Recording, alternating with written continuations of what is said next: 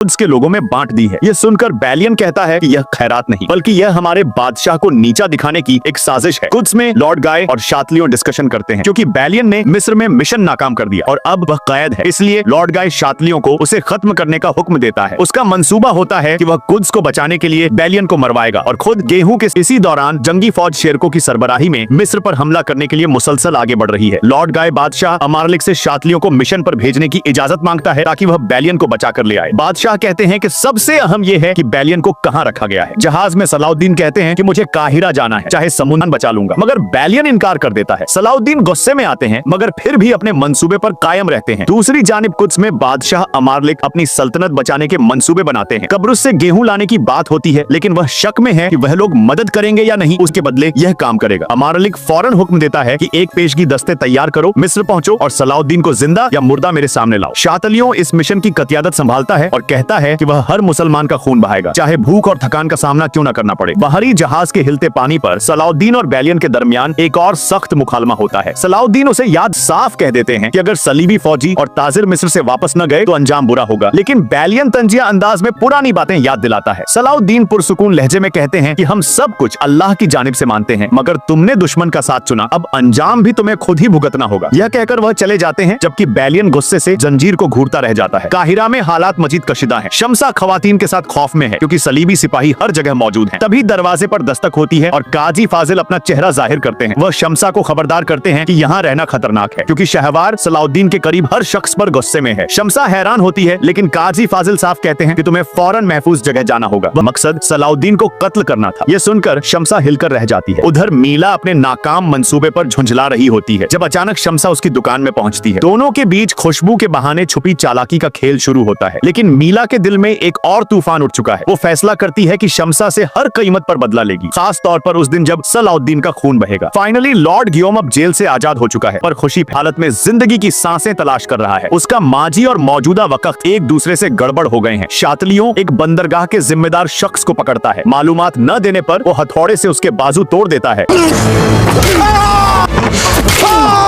फिर भी वो इनकार करता है। लेकिन आखिरकार जहाज पर बैलियन अब भी अपनी जिद पर कायम है। वो खाने से इनकार कर देता है। सलाह है ईमान अनजान बनने की कोशिश करता है लेकिन तभी शातलियों का लहजा खतरनाक होने लगता है। दूसरी तरफ सुल्तान नूरुद्दीन अपनी अहलिया से मुखातिब होते हैं जो 2 दिन से कमरे में बंद थी। सुल्तान नरमी से कहते हैं कि अगर हमारे बच्चे की पैदाइश मेरे लिए खुशखबरी है तो तुम्हारे लिए भी होनी चाहिए। वो नसीहत करते हैं कि अगर तुम अपने नफ्स की जंग जीत लो तो दुनिया में कोई तुम्हें शिकस्त नहीं दे सकता। कब्रुस में लॉर्ड जियोम और लॉर्ड गाय गल्ले का बड़ा सौदा करते हैं। मकामी लोग उनका शुक्रिया अदा करते हैं लेकिन लॉर्ड गाय उस पर हमला करने वाले को मार देता है, लेकिन उसके दिमाग में एक भयानक राज छुपा है। असल में यह हमला उसी की मर्जी से हुआ था ताकि लॉर्ड जियोम का अंत हो जाए। घायल जियोम के आखिरी शब्द लॉर्ड गाय के लिए होते हैं लेकिन उसकी सांस टूट जाती है। दूसरी तरफ शातलियों कश्ती पर सवार होता है और सलाहुद्दीन की तलाश में निकलता है, लेकिन सलाहुद्दीन पहले ही मंसूबा बदल चुके हो। शुक्र है कि सराय वाले ने बरोवक्त इतला दे दी थी कि शातलियों करीब पहुंच चुका है, इसलिए वह जहाज खाली कर दिया गया था। शातलियों कमरे में दाखिल होता है लेकिन वहाँ कुछ नहीं मिलता। गुस्से में वह चीखता है, वह कहाँ है? सिपाही जवाब देते हैं कि जहाज खाली है। बालियन सलाहुद्दीन को बता देता है कि वह खुफिया अल्फाज मिस्री परिंदा थे जिसकी शहवार को जरूरत है। इसी दौरान शम्सा काजी फाजिल के बताए घर में आती है। लैला परेशान होकर पूछती है हम घर कब जाएंगे? शम्सा तसल्ली देती है कि फिलहाल यहाँ रुकना जरूरी है। कुछ ही देर बाद दरवाजे पर दस्तक होती है। बाहर मीला होती है जो अंदर आने की कोशिश करती है मगर शम्सा अक्लमंदी से बच निकलती है। बाहर ताहिर रोटी लेकर आता है। शम्सा उससे वादा लेती है कि वह किसी को कुछ न बताए। काजी फाजिल पहुंचते हैं। तभी अचानक शहवार तंजिया कहता है कि आपकी कमजोरी सबके सामने आयाम है, लेकिन खलीफा गुस्से से जवाब मजबूत होता है। उन्हें यकीन होता है कि बादशाह उनका कुछ भी नहीं बिगाड़ सकता। अगर वीडियो पसंद आई हो तो लाइक जरूर करें और चैनल को भी सब्सक्राइब कर दें।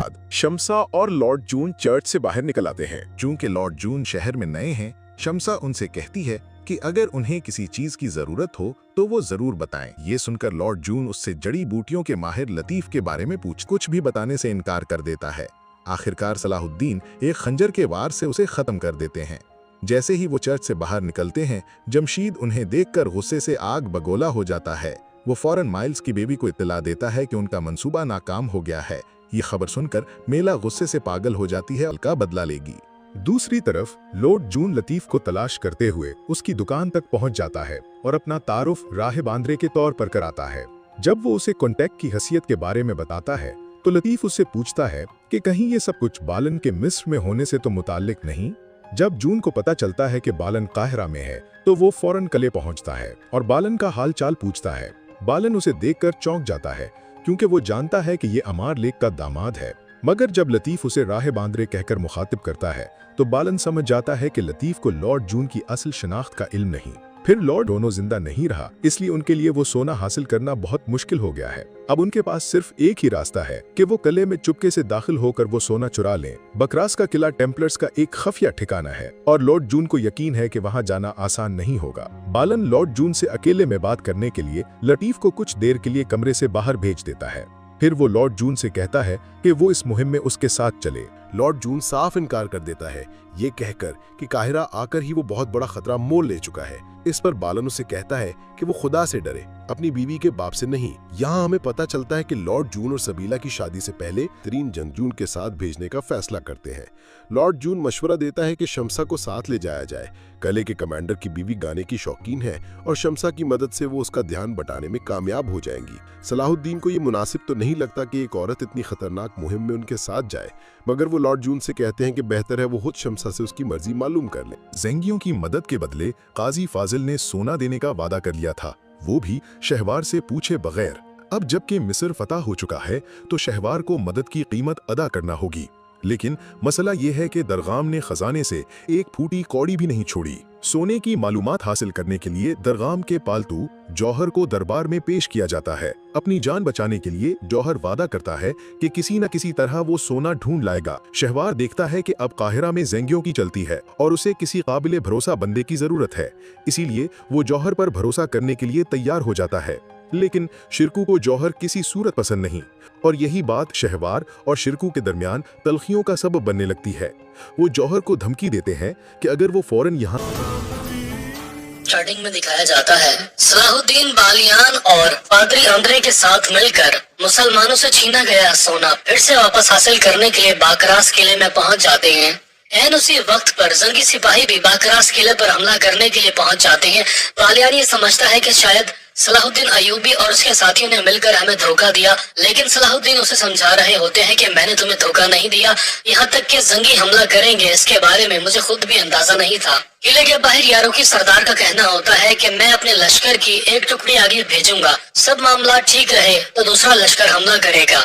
शहजादा मौदूद भी वहाँ पर मौजूद होते हैं और वो यारोकी सरदार के उठाए जाने वाले हर कदम के बारे में गौर फिक्र कर रहे होते हैं कि यारोकी कहीं जल्दबाजी तो नहीं कर रहा और सुल्तान ने यारोकी सरदार पर भरोसा करके कोई गलती तो नहीं की। यारोकी सरदार का कहना होता है कि मैंने किले पर हमला करने के लिए पहले सारी मालूमात इकट्ठी की हैं और मेरे नजदीक कोई गलती का इम्कान ही नहीं है। इसके बाद हम देखते हैं कि बाकरास किले का गवर्नर बहुत ज्यादा परेशान हो जाता है और वो पादरी आंद्रे से कहता है, आपकी जान बचाना मेरी जिम्मेदारी है, तो आप शमसा खातून को ढूंढें और उन्हें किसी महफूज जगह पर छुपा दें। और फिर पादरी आंद्रे ऐसा ही करता है, वो शमसा खातून से मुलाकात करता है क्योंकि चारों तरफ ये आवाजें आ रही होती है कि जंगी अपना लश्कर लेकर बाकरास किले को फतह करने के लिए पहुंच गए। पादरी आंद्रे को भी गलत फहमी हो जाती है कि हमने सलाहुद्दीन पर भरोसा किया और उसने हमें धोखा दिया, और वो शमसा खातून को भी यही समझा रहा होता है। लेकिन शमसा खातून का कहना होता है, मैं आप पर भी भरोसा नहीं कर सकती, आप तो एक पादरी बनने का नाटक कर रहे थे, लेकिन असल में आप एक किले के गवर्नर निकले, लॉर्ड गयोम। सलाहुद्दीन और उसके साथी भी शमसा खातून को लेकर बहुत ज्यादा परेशान होते हैं, यहाँ तक कि सलाहुद्दीन अपने साथियों से कहते हैं, मुझ पर भरोसा रखो, हम इस मुसीबत से निकल जाएंगे, फिलहाल हमें शमसा खातून को ढूंढना है। दूसरी तरफ शमसा खातून भी सलाहुद्दीन को ढूंढ रही होती हैं। अचानक सलाहुद्दीन उनका हाथ पकड़कर खुफिया रास्ते से बाहर की तरफ भागना शुरू हो जाते हैं, लेकिन जैसे ही वो सहन में पहुंचते हैं तो उनका मुकाबला सलीबी सिपाहियों से होना शुरू हो जाता है और वो अपने रास्ते में आने वाले तमाम सलीबी सिपाहियों को जहन्नुम हासिल करते हुए आगे बढ़ रहे होते हैं। अचानक यारोकी सरदार के कुछ साथी किले का एक दरवाजा तोड़कर अंदर घुसने में कामयाब हो जाते हैं और वो सलाहुद्दीन को लड़ता हुआ देखकर एकदम से दंग रह जाते हैं कि हम तो बाकरास किले पर हमला करने के लिए आए थे। अचानक सलाहुद्दीन हमले के दौरान इस किले के अंदर क्या कर रहा है। आखिरकार यारुकी का साथी उसे बताता है कि हम किले को फतह कर लेते, आगे बढ़ जाते, लेकिन अचानक से हमें एक मुश्किल पेश आ रही है क्योंकि किले के अंदर अमीर सलाहुद्दीन अपने साथियों के साथ मौजूद थे।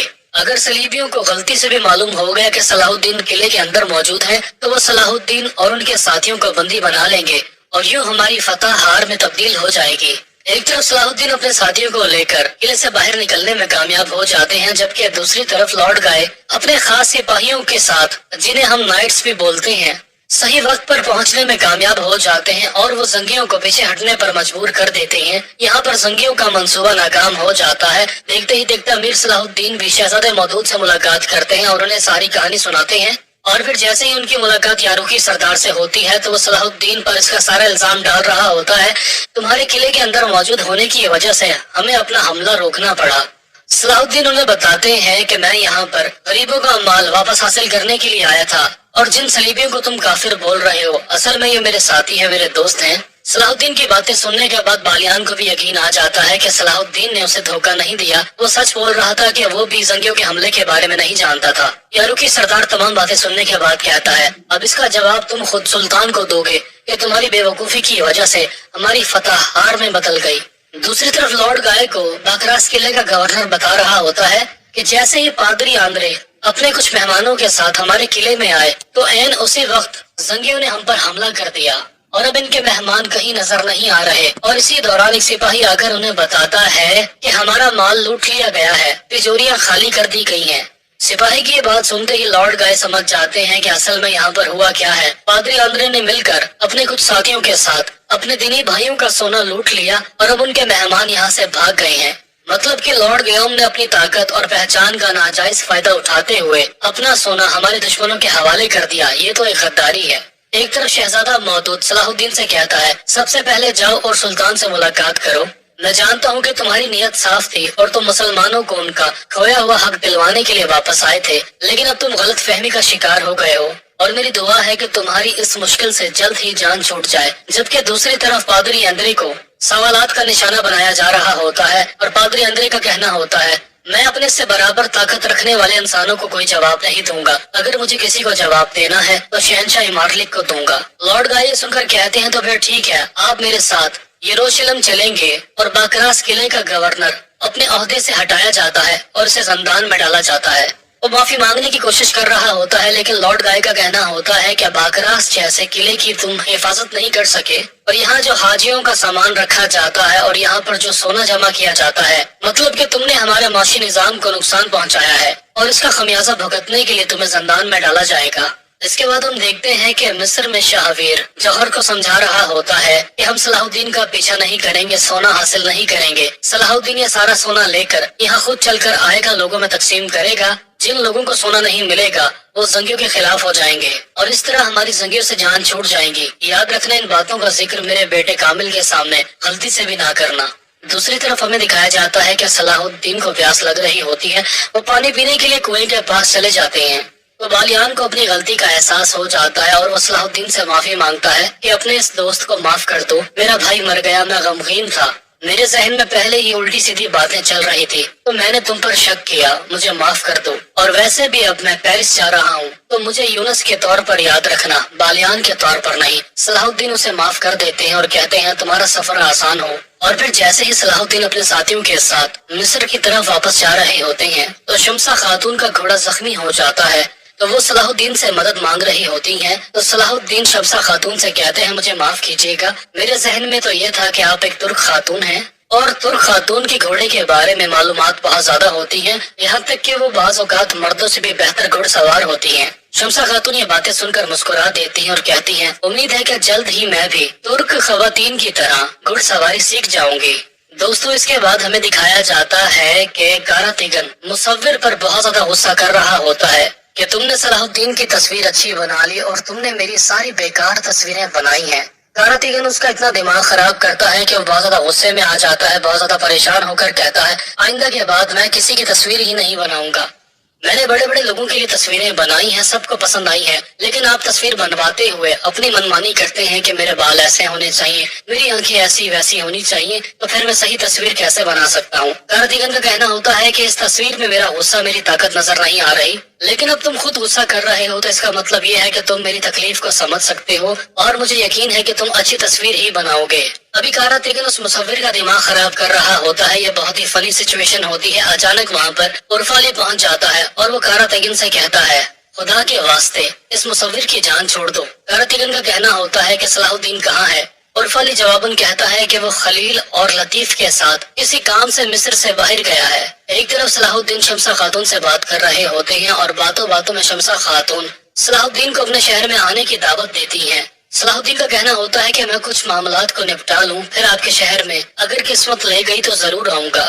جبکہ دوسری طرف یاروکی اور شہزادہ مودود سلطان کے پاس پہنچ جاتے ہیں اور وہ سلطان کو بتاتے ہیں کہ ہماری فتح میں رکاوٹ صلاح الدین بن گیا۔ سلطان یہ سن کر کہتے ہیں کیا تمہارا دماغ خراب ہے، کیا یہ مذاق کا وقت ہے؟ اور پھر سلطان کے پوچھنے پر سردار یاروکی انہیں سارا قصہ سنا رہا ہوتا ہے کہ کس طرح ہم باکراس پر حملہ کرنے کے لیے گئے اور باکراس کے قلعے کے اندر صلاح الدین پہلے ہی سے موجود تھا۔ جبکہ دوسری طرف لارڈ گائے کے ساتھ پادری اندرے یعنی کہ لارڈ گیوم قدس پہنچنے میں کامیاب ہو جاتے ہیں۔ لارڈ گیوم کو دیکھ کر ان کی بیوی بہت زیادہ پریشان ہو جاتی ہے کہ میرے شوہر مجھ سے بات نہیں کر رہے اور وہ میرے بابا جان سے کوئی ضروری بات کرنے کے لیے جا رہے ہیں، مجھے لگتا ہے کوئی پریشانی کی بات ہے۔ اور پھر جیسے شہنشاہ مارلک لارڈ گیوم سے ساری کہانی سنتے ہیں تو وہ بہت زیادہ غصہ کر رہے ہوتے ہیں کہ چاہے تمہاری نیت صاف تھی اور تم لارڈ ہاک کی نصیحت کے مطابق مسلمانوں کا سونا انہیں واپس دینا چاہتے تھے، لیکن ہے تو یہ غداری، لہذا تمہیں زندان میں رکھا جائے گا۔ تم نے میرے داماد ہونے کا بھی کچھ خیال نہ کیا، ہمارے دشمن یہ سنیں گے تو ہمارا مذاق اڑائیں گے، اور تم نے قدس کا مال دشمنوں کے حوالے کر دیا۔ دوسری طرف صلاح الدین پر سارا الزام لگایا جا رہا ہوتا ہے اور یاروکی کا کہنا ہوتا ہے اگر امیر صلاح الدین باکراس کے قلعے میں موجود نہ ہوتے تو فتح ہماری تھی۔ وزیر اصفہانی سن کر کہتے ہیں ایسی بات نہیں ہے سلطان، بات دراصل یہ ہے کہ یاروکی صاحب صلاح الدین کی مخالفت کرنے میں اتنا آگے بڑھ گئے کہ آدھی بات بتا رہے ہیں۔ یاروکی صاحب نے آپ سے کہا تھا کہ ان کے منصوبہ بندی میں کوئی کمی نہیں ہے، لیکن ان کے جاسوسوں کے ہوتے ہوئے بھی لارڈ گائے اپنا فوجی دستہ لے کر باکراس قلعے کی حفاظت کرنے کے لیے پہنچ گئے۔ یاروکی صاحب اتنی بڑی نادانی کیسے کر سکتے ہیں؟ یہ سن کر شہزادہ مودود اور یاروکی خاموش ہو جاتے ہیں۔ آخرکار سلطان غصے میں آ جاتے اور کہتے ہیں غلطی کسی کی بھی ہو، باکراس کا قلعہ ہمارے ہاتھ سے نکل گیا، امیر صلاح الدین کو پیغام پہنچاؤ کہ وہ جلد سے جلد مجھ سے ملاقات کرے۔ صلاح الدین بالیان اور پادری اندرے کے ساتھ مل کر مسلمانوں سے چھینا گیا سونا پھر سے واپس حاصل کرنے کے لیے باکراس قلعے میں پہنچ جاتے ہیں۔ این اسی وقت پر زنگی سپاہی بھی باکراس قلعے پر حملہ کرنے کے لیے پہنچ جاتے ہیں۔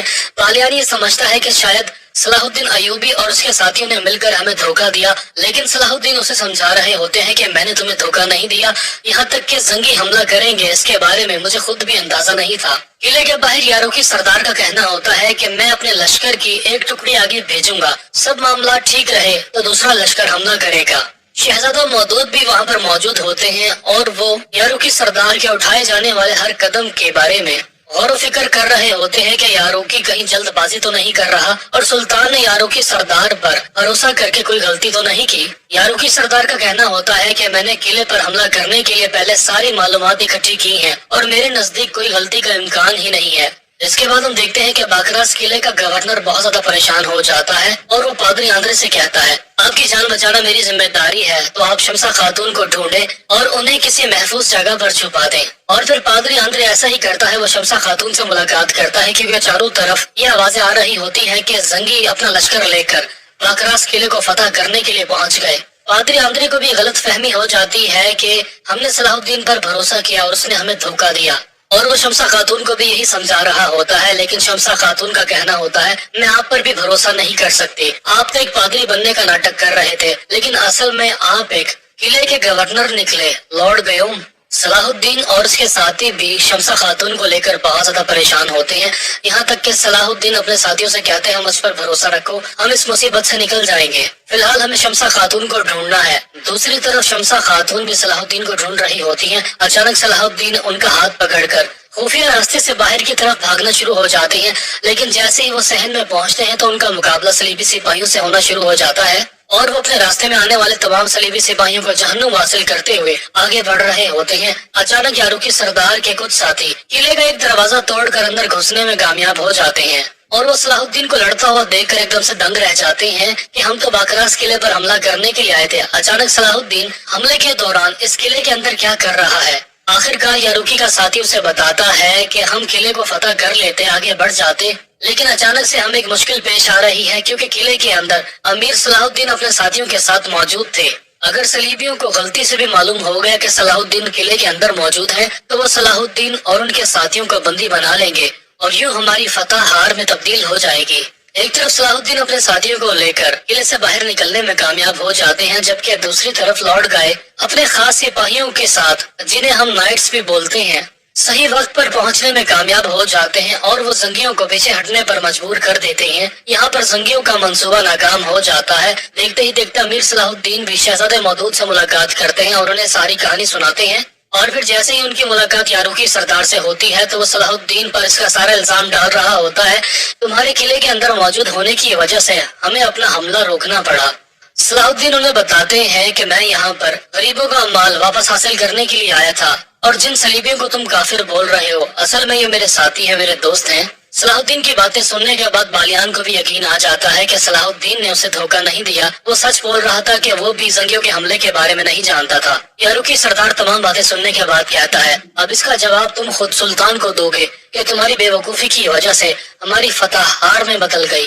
دوسری طرف لارڈ گائے کو باکراس قلعے کا گورنر بتا رہا ہوتا ہے کہ جیسے ہی پادری آندرے اپنے کچھ مہمانوں کے ساتھ ہمارے قلعے میں آئے تو عین اسی وقت زنگیوں نے ہم پر حملہ کر دیا، اور اب ان کے مہمان کہیں نظر نہیں آ رہے، اور اسی دوران ایک سپاہی آ کر انہیں بتاتا ہے کہ ہمارا مال لوٹ لیا گیا ہے، تجوریاں خالی کر دی گئی ہیں۔ سپاہی کی یہ بات سنتے ہی لارڈ گائے سمجھ جاتے ہیں کہ اصل میں یہاں پر ہوا کیا ہے۔ پادری آندرے نے مل کر اپنے کچھ ساتھیوں کے ساتھ اپنے دینی بھائیوں کا سونا لوٹ لیا، اور اب ان کے مہمان یہاں سے بھاگ گئے ہیں۔ مطلب کہ لارڈ گیوم نے اپنی طاقت اور پہچان کا ناجائز فائدہ اٹھاتے ہوئے اپنا سونا ہمارے دشمنوں کے حوالے کر دیا، یہ تو ایک غداری ہے۔ ایک طرف شہزادہ مودود صلاح الدین سے کہتا ہے، سب سے پہلے جاؤ اور سلطان سے ملاقات کرو، میں جانتا ہوں کہ تمہاری نیت صاف تھی اور تم مسلمانوں کو ان کا کھویا ہوا حق دلوانے کے لیے واپس آئے تھے، لیکن اب تم غلط فہمی کا شکار ہو گئے ہو، اور میری دعا ہے کہ تمہاری اس مشکل سے جلد ہی جان چھوٹ جائے۔ جبکہ دوسری طرف پادری اندرے کو سوالات کا نشانہ بنایا جا رہا ہوتا ہے، اور پادری اندرے کا کہنا ہوتا ہے، میں اپنے سے برابر طاقت رکھنے والے انسانوں کو کوئی جواب نہیں دوں گا، اگر مجھے کسی کو جواب دینا ہے تو شہنشاہ مارلک کو دوں گا۔ لارڈ گائے سن کر کہتے ہیں، تو پھر ٹھیک ہے، آپ میرے ساتھ یروشلم چلیں گے، اور باکراس قلعے کا گورنر اپنے عہدے سے ہٹایا جاتا ہے اور اسے زندان میں ڈالا جاتا ہے۔ وہ معافی مانگنے کی کوشش کر رہا ہوتا ہے، لیکن لارڈ گائے کا کہنا ہوتا ہے کہ باکراس جیسے قلعے کی تم حفاظت نہیں کر سکے، اور یہاں جو حاجیوں کا سامان رکھا جاتا ہے اور یہاں پر جو سونا جمع کیا جاتا ہے، مطلب کہ تم نے ہمارے معاشی نظام کو نقصان پہنچایا ہے، اور اس کا خمیازہ بھگتنے کے لیے تمہیں زندان میں ڈالا جائے گا۔ اس کے بعد ہم دیکھتے ہیں کہ مصر میں شاہویر جوہر کو سمجھا رہا ہوتا ہے کہ ہم صلاح الدین کا پیچھا نہیں کریں گے، سونا حاصل نہیں کریں گے۔ صلاح الدین یہ سارا سونا لے کر یہاں خود چل کر آئے گا، لوگوں میں تقسیم کرے گا، جن لوگوں کو سونا نہیں ملے گا وہ زنگیوں کے خلاف ہو جائیں گے، اور اس طرح ہماری زنگیوں سے جان چھوٹ جائیں گی۔ یاد رکھنا، ان باتوں کا ذکر میرے بیٹے کامل کے سامنے غلطی سے بھی نہ کرنا۔ دوسری طرف ہمیں دکھایا جاتا ہے کہ صلاح الدین کو پیاس لگ رہی ہوتی ہے، وہ پانی پینے کے لیے کنویں کے پاس چلے جاتے ہیں، تو بالیان کو اپنی غلطی کا احساس ہو جاتا ہے، اور وہ صلاح الدین سے معافی مانگتا ہے کہ اپنے اس دوست کو معاف کر دو، میرا بھائی مر گیا، میں غمگین تھا، میرے ذہن میں پہلے ہی الٹی سیدھی باتیں چل رہی تھی، تو میں نے تم پر شک کیا، مجھے معاف کر دو، اور ویسے بھی اب میں پیرس جا رہا ہوں تو مجھے یونس کے طور پر یاد رکھنا، بالیان کے طور پر نہیں۔ صلاح الدین اسے معاف کر دیتے ہیں اور کہتے ہیں تمہارا سفر آسان ہو، اور پھر جیسے ہی صلاح الدین اپنے ساتھیوں کے ساتھ مصر کی طرف واپس جا رہے ہوتے ہیں تو شمسہ خاتون کا گھوڑا زخمی ہو جاتا ہے، تو وہ صلاح الدین سے مدد مانگ رہی ہوتی ہیں، تو صلاح الدین شمسہ خاتون سے کہتے ہیں مجھے معاف کیجیے گا، میرے ذہن میں تو یہ تھا کہ آپ ایک ترک خاتون ہیں، اور ترک خاتون کی گھوڑے کے بارے میں معلومات بہت زیادہ ہوتی ہیں، یہاں تک کہ وہ بعض اوقات مردوں سے بھی بہتر گھڑ سوار ہوتی ہیں۔ شمسہ خاتون یہ باتیں سن کر مسکرا دیتی ہیں اور کہتی ہیں امید ہے کہ جلد ہی میں بھی ترک خواتین کی طرح گھڑ سواری سیکھ جاؤں گی۔ دوستوں، اس کے بعد ہمیں دکھایا جاتا ہے کہ کاراتیگن مصور پر بہت زیادہ غصہ کر رہا ہوتا ہے کہ تم نے صلاح الدین کی تصویر اچھی بنا لی اور تم نے میری ساری بیکار تصویریں بنائی ہیں۔ کاراتیگن اس کا اتنا دماغ خراب کرتا ہے کہ وہ بہت زیادہ غصے میں آ جاتا ہے، بہت زیادہ پریشان ہو کر کہتا ہے آئندہ کے بعد میں کسی کی تصویر ہی نہیں بناؤں گا، میں نے بڑے بڑے لوگوں کے لیے تصویریں بنائی ہیں، سب کو پسند آئی ہیں، لیکن آپ تصویر بنواتے ہوئے اپنی منمانی کرتے ہیں کہ میرے بال ایسے ہونے چاہیے، میری آنکھیں ایسی ویسی ہونی چاہیے، تو پھر میں صحیح تصویر کیسے بنا سکتا ہوں؟ کاراتیگن کا کہنا ہوتا ہے کہ اس تصویر میں میرا غصہ، میری طاقت نظر نہیں آ رہی، لیکن اب تم خود غصہ کر رہے ہو تو اس کا مطلب یہ ہے کہ تم میری تکلیف کو سمجھ سکتے ہو، اور مجھے یقین ہے کہ تم اچھی تصویر ہی بناؤ گے۔ ابھی کاراتیگن اس مصور کا دماغ خراب کر رہا ہوتا ہے، یہ بہت ہی فنی سچویشن ہوتی ہے۔ اچانک وہاں پر اورفالی پہنچ جاتا ہے اور وہ کاراتیگن سے کہتا ہے خدا کے واسطے اس مصور کی جان چھوڑ دو۔ کاراتیگن کا کہنا ہوتا ہے کہ صلاح الدین کہاں ہے؟ اورفالی جواباً کہتا ہے کہ وہ خلیل اور لطیف کے ساتھ کسی کام سے مصر سے باہر گیا ہے۔ ایک طرف صلاح الدین شمسہ خاتون سے بات کر رہے ہوتے ہیں اور باتوں باتوں میں شمسہ خاتون صلاح الدین کو اپنے شہر میں آنے کی دعوت دیتی ہیں۔ صلاح الدین کا کہنا ہوتا ہے کہ میں کچھ معاملات کو نپٹا لوں، پھر آپ کے شہر میں اگر قسمت لے گئی تو ضرور آؤں گا۔ جبکہ دوسری طرف یاروکی اور شہزادہ مودود سلطان کے پاس پہنچ جاتے ہیں اور وہ سلطان کو بتاتے ہیں کہ ہماری فتح میں رکاوٹ صلاح الدین بن گیا۔ سلطان یہ سن کر کہتے ہیں کیا تمہارا دماغ خراب ہے، کیا یہ مذاق کا وقت ہے؟ اور پھر سلطان کے پوچھنے پر سردار یاروکی انہیں سارا قصہ سنا رہا ہوتا ہے کہ کس طرح ہم باکراس پر حملہ کرنے کے لیے گئے اور باکراس کے قلعے کے اندر صلاح الدین پہلے ہی سے موجود تھا۔ جبکہ دوسری طرف لارڈ گائے کے ساتھ پادری اندرے یعنی کہ لارڈ گیوم قدس پہنچنے میں کامیاب ہو جاتے ہیں۔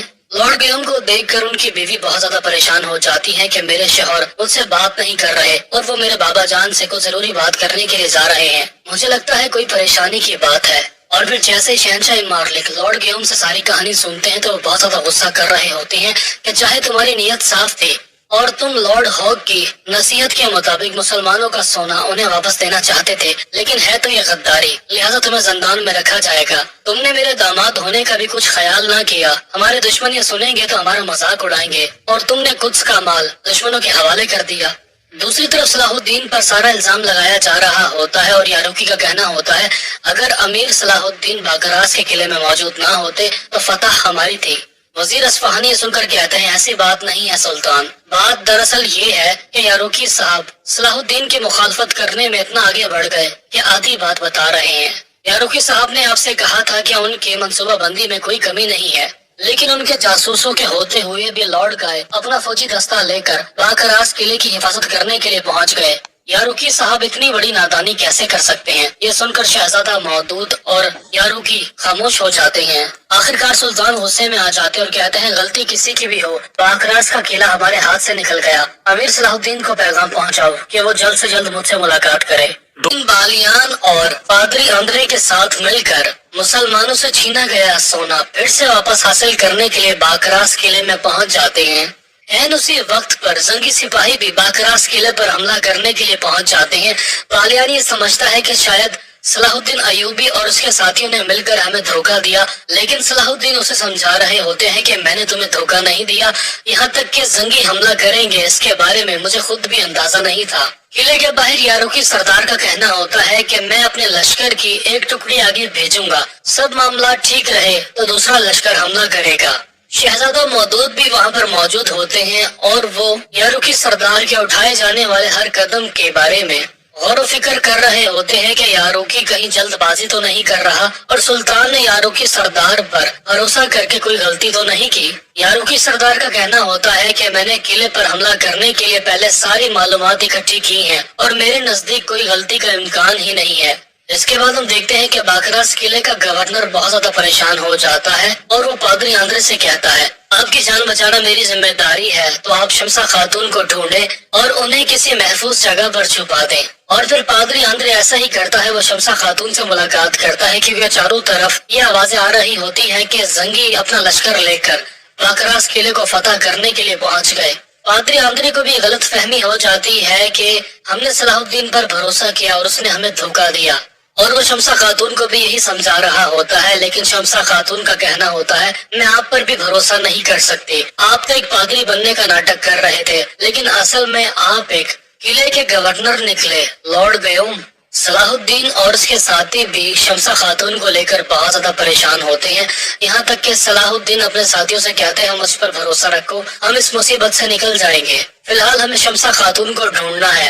دوسری طرف شمسا خاتون بھی صلاح الدین کو ڈھونڈ رہی ہوتی ہیں۔ اچانک صلاح الدین ان کا ہاتھ پکڑ کر خفیہ راستے سے باہر کی طرف بھاگنا شروع ہو جاتے ہیں، لیکن جیسے ہی وہ صحن میں پہنچتے ہیں تو ان کا مقابلہ صلیبی سپاہیوں سے ہونا شروع ہو جاتا ہے اور وہ اپنے راستے میں آنے والے تمام صلیبی سپاہیوں کو جہنم حاصل کرتے ہوئے آگے بڑھ رہے ہوتے ہیں۔ اچانک یاروکی سردار کے کچھ ساتھی قلعے کا ایک دروازہ توڑ کر اندر گھسنے میں کامیاب ہو جاتے ہیں اور وہ صلاح الدین کو لڑتا ہوا دیکھ کر ایک دم سے دنگ رہ جاتے ہیں کہ ہم تو باکراس قلعے پر حملہ کرنے کے لیے آئے تھے، اچانک صلاح الدین حملے کے دوران اس قلعے کے اندر کیا کر رہا ہے؟ آخرکار یاروکی کا ساتھی اسے بتاتا ہے کہ ہم قلعے کو فتح کر لیتے، آگے بڑھ جاتے، لیکن اچانک سے ہمیں ایک مشکل پیش آ رہی ہے کیونکہ قلعے کے اندر امیر صلاح الدین اپنے ساتھیوں کے ساتھ موجود تھے۔ اگر صلیبیوں کو غلطی سے بھی معلوم ہو گیا کہ صلاح الدین قلعے کے اندر موجود ہے تو وہ صلاح الدین اور ان کے ساتھیوں کو بندی بنا لیں گے اور یوں ہماری فتح ہار میں تبدیل ہو جائے گی۔ ایک طرف صلاح الدین اپنے ساتھیوں کو لے کر قلعے سے باہر نکلنے میں کامیاب ہو جاتے ہیں، جبکہ دوسری طرف لارڈ گائے اپنے خاص سپاہیوں کے ساتھ